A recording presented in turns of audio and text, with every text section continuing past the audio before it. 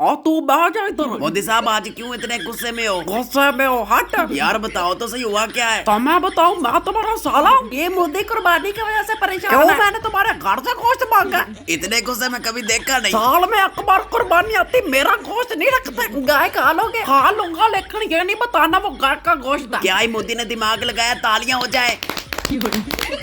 नारा मोदी। और बैठ जा, चला जा। और नीचे बैठ, चला जा। भाई मैं क्यों जाऊँ, आप चले जाए। 1200 रुपए किलो गोश्त है, अगर फ्री मिल रहा तो छोड़ दे। मोदी जिंदाबाद। गोश्त हर हाल में चाहिए, या फिर कम से कम बकरे की खाल तो दे सकते हैं। ईद के बाद अपनी अपनी कटिंग का स्टाइल देख ले। मैंने अभी अपनी बार्बर शॉप बनाई है। जिस भाई को जो भी स्टाइल पसंद आए ईद के बाद मेरे पास आ सकता है। तो मेरे तमाम भाइयों को एडवांस ईद मुबारक। और अंधभक्तों के साथ अफसोस करना चाहता हूँ कि उनकी माँ इस दुनिया में नहीं रहेंगी। इस ईद पर गौ माता की बात कर रहा हूँ। तो इस कुर्बानी की वीडियो देखने से पहले अपने अपने शॉप पर हाथ में कर ले, क्योंकि यहाँ पर हर तरह का गोश्त दस्तयाब है। और मैंने भी अपना एक संडा बेचना है, जिस भाई ने लेना और हफ्ता कर सकता है। ये दरमियान वाले संडे की बात कर रहा हूँ। अस माता जी को यहाँ से भगा दीजिए। माता जी गोश्त खत्म हो गया, आप चलिए और नहीं है। माता जी चले जाएं।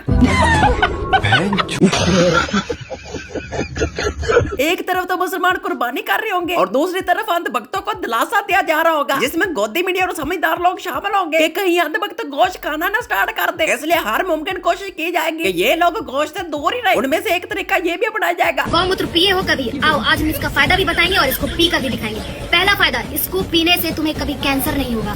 दूसरा फायदा, अगर तुम गौमूत्र पीते हो ना तो तुम बहुत लंबा जियोगे। फ्रीजर। हाँ, मेरा बच्चा की तरह समझता।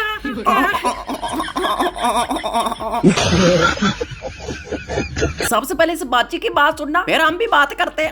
আমি বলতেই পারছি না আমার গরুগুলো বিক্রি হোক, আমার ছেলেটা যাতে বেঁচে থাকে সেই চেষ্টা করো, গরু যাতে বিক্রি না হয়। क्या हुआ भाई, समझ नहीं आई? मैं बताता हूँ। ये एक हिंदू औरत है बंगाल की। वो कह रही है कि बैंक से लोन लेकर मैंने 15 से 20 गाय खरीदी थी और अब कोई मुसलमान खरीदने को तैयार ही नहीं है।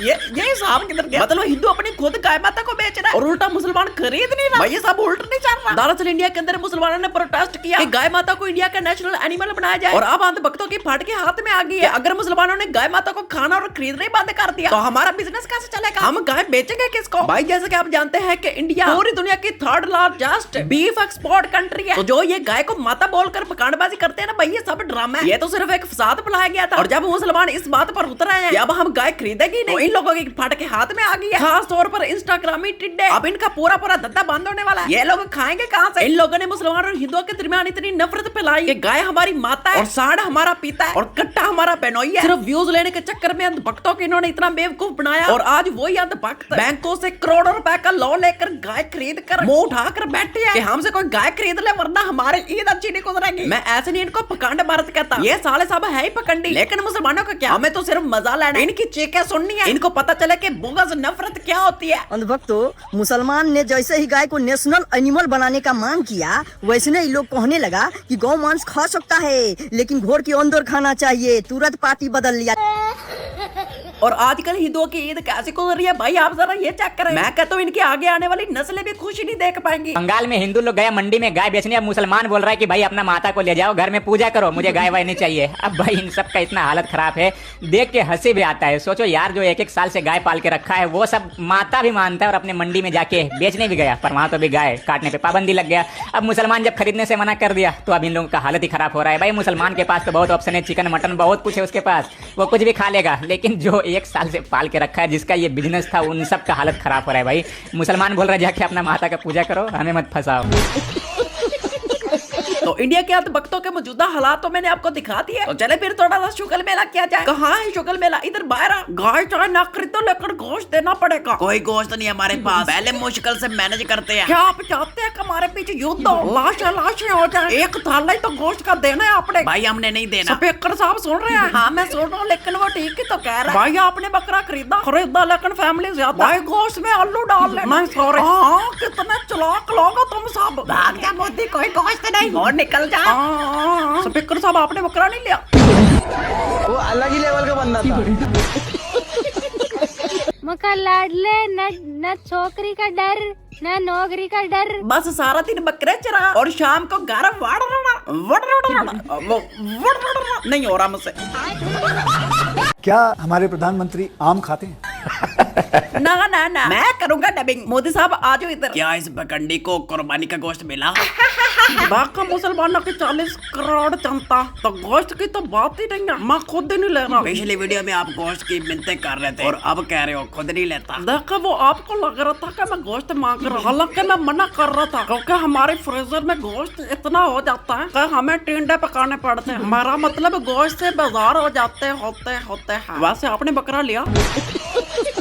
वैसे यार ये बात तो मैंने सोची ही नहीं, आज मुर्गे ने बताया, वरना मुझे तो पता ही नहीं था। यार इंसान पैदा होते ही अपना नाम रख लेता है, तो तुम लोग क्यों नहीं रखते? हम लोगों में मरने के बाद नाम रखा जाता है, जैसे भाई chicken tikka, chicken biryani, chicken kebab, roots. दिल को इंग्लिश में क्या कहते हैं? गुर्दा कलेजी। दिल को इंग्लिश में क्या कहते हैं? कलेजी। दिल को इंग्लिश में क्या कहते हैं? फेफड़ा कहते हैं उसको। ईद पर मुसलमानों की वार्निंग भी आ चुकी है। अब किसी भी अंधभक्त की खैर नहीं। होली का दिन तुम्हारा था, अब ईद का हमारा है। होली का बदला ईद पे लेंगे। तुम लोगों ने हमें होली पे गुजिया नहीं खिलाई, तो हम भी ईद पे तुम्हें सिमैया नहीं खिलाएंगे।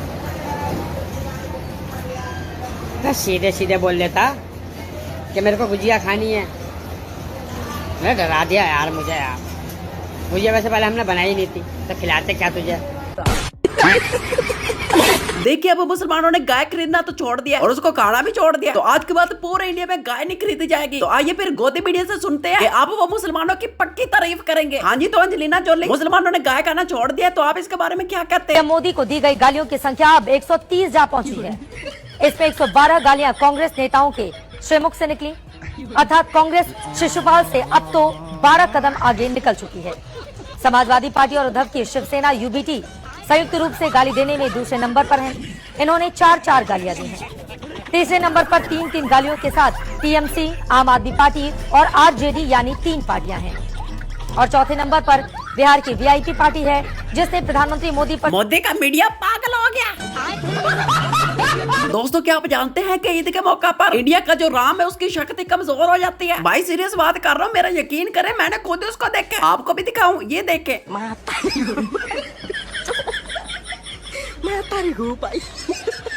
हे प्रभु, जब आपका ये हाल है तो हम तुच्छ इंसानों का क्या होगा इस विकराल गर्मी में? कुछ कीजिए प्रभु, कुछ कीजिए। पानी को 3 दिन हो गए पानी आए, ना बिजली ना लाइट। वो अलग ही लेवल का बंदा था। टीचर अपने बच्चों की खुशी के लिए कुछ भी कर सकता है, और सबसे बड़ी मिसाल मैं आपको दिखा रहा हूँ।